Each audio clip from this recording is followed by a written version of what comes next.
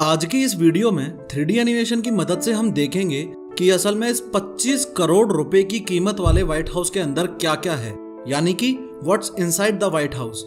हम सब जानते हैं कि अमेरिका के राष्ट्रपति के रहने और काम करने की जगह को ही व्हाइट हाउस कहा जाता है, पर क्यों ना ये देखा जाए कि अमेरिका के जो न्यूली इलेक्टेड प्रेसिडेंट हैं मिस्टर जो बाइडन, उनका वो ऑफिस कहाँ है जहां से उन्हें देश और दुनिया के बड़े से बड़े डिसीजंस लेने होंगे।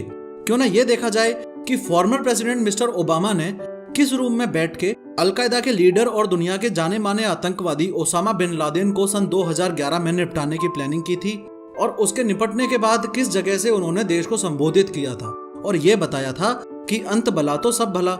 इसी के साथ हम ये भी देखेंगे कि इस 19 एकड़ जमीन पर फैले हुए व्हाइट हाउस में क्या क्या इंडोर फैसिलिटीज हैं, क्या क्या आउटडोर फैसिलिटीज हैं, कौन सा फ्लोर किस काम के लिए है, और मोस्ट इंपोर्टेंट ये कि इस बिल्डिंग में ये जो चाइना रूम है ये उसी काम के लिए है जो आप सोच रहे हो या फिर मामला कुछ और ही है।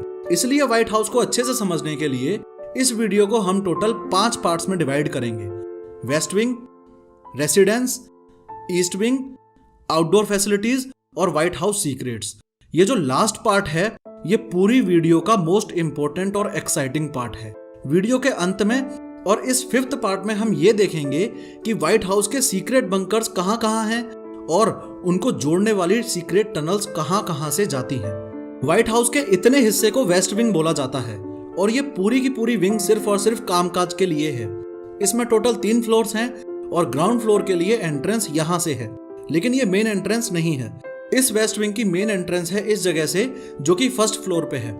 खैर, ग्राउंड फ्लोर पे अवेलेबल हैं video conference room, navy mess, kitchen, briefing room, wardroom, photo closet, photo office और होमलैंड सिक्योरिटी रूम, जो कि नवंबर 2002 से पहले बार्बर शॉप हुआ करता था। लेकिन इसी ग्राउंड फ्लोर पे 2 रूम्स ऐसे हैं जो हाईली इंपॉर्टेंट हैं।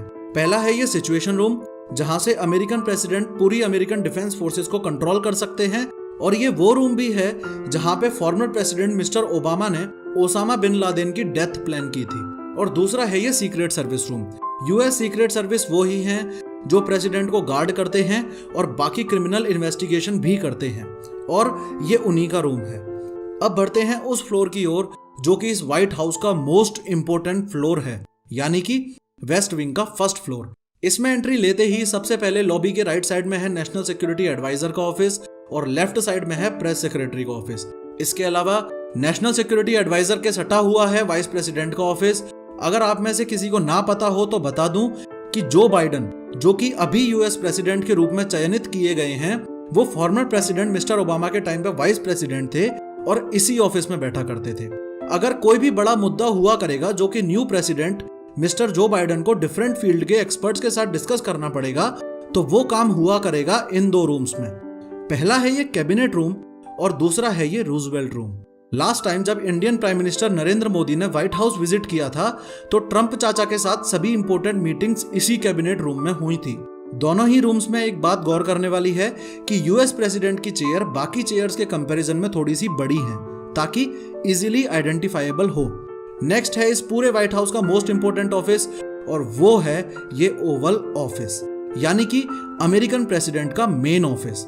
ओवल ऑफिस नाम इसलिए पड़ा क्योंकि ये अंडाकार शेप में है और यही वो चेयर है जिस पे बैठना लाखों अमेरिकन का सपना होता है। यही वो चेयर है जिस पे बैठ के अभी तक ट्रंप चाचा ने हजारों बड़े से बड़े डिसीजन लिए होंगे और आगे जो बाइडन जहां से अमेरिका का नेतृत्व करेंगे। वेस्ट विंग में इस तरफ है व्हाइट हाउस की मीडिया से रिलेटेड रूम। ये है प्रेस ब्रीफिंग रूम। चांसेस हैं कि इस रूम को आपने टीवी में कई बार देखा होगा क्योंकि मैक्सिमम टाइम्स यूएस प्रेसिडेंट इसी जगह से देश को संबोधित करते हैं। इसी के बगल में ये जो निकली हुई जगह है ये है प्रेस एंड मीडिया वालों की किचन और ये प्रेस एंड मीडिया वालों का ऑफिस है। इसी तरीके से ये वेस्ट विंग का 2nd फ्लोर है और इस पे भी कामकाज के इंपोर्टेंट ऑफिसेज हैं।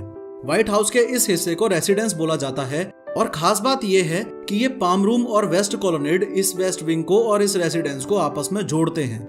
रेसिडेंस में मेनली 2 एंट्रेंसेस हैं। ये वाला है नॉर्थ पोर्टिको और ये वाला है साउथ पोर्टिको।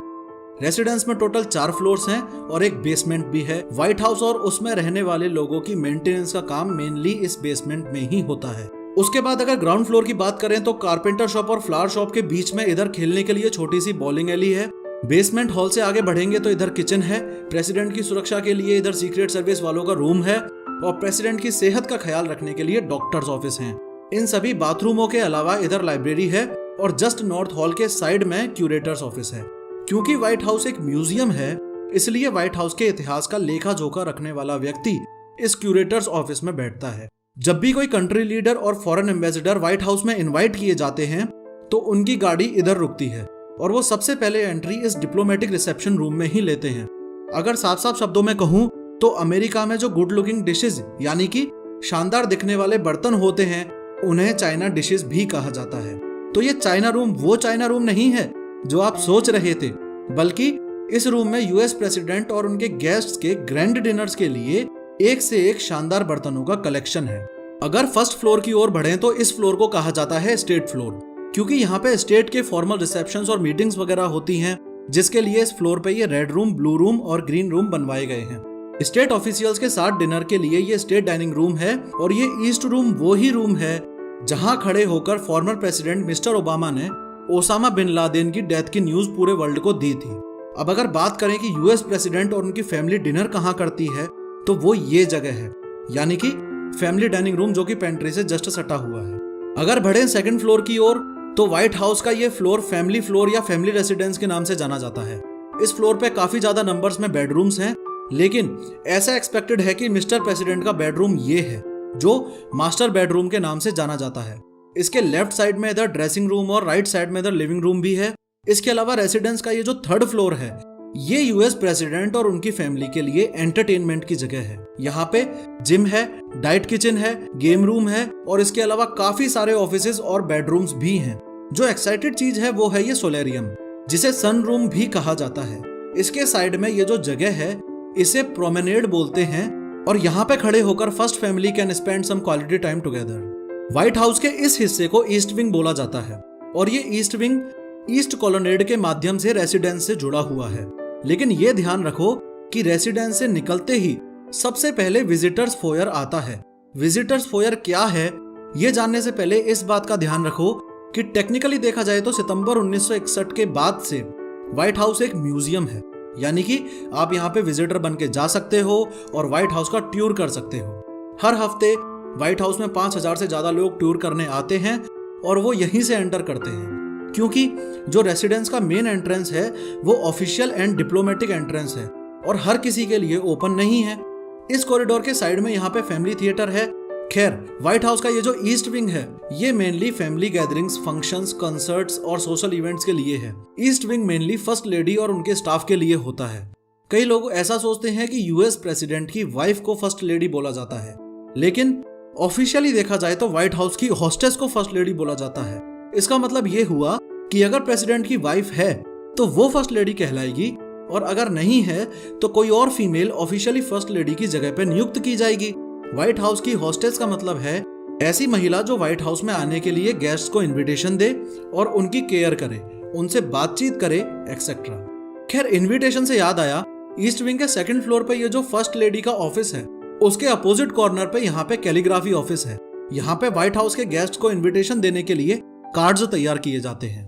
अगर बिल्डिंग से थोड़ा सा बाहर आकर आउटडोर फैसिलिटी की तरफ ध्यान दें तो वेस्ट विंग के पीछे प्रेसिडेंट के लिए स्विमिंग पूल है और स्विमिंग पूल और वेस्ट विंग के बीच में है ओवल ऑफिस पैटियो।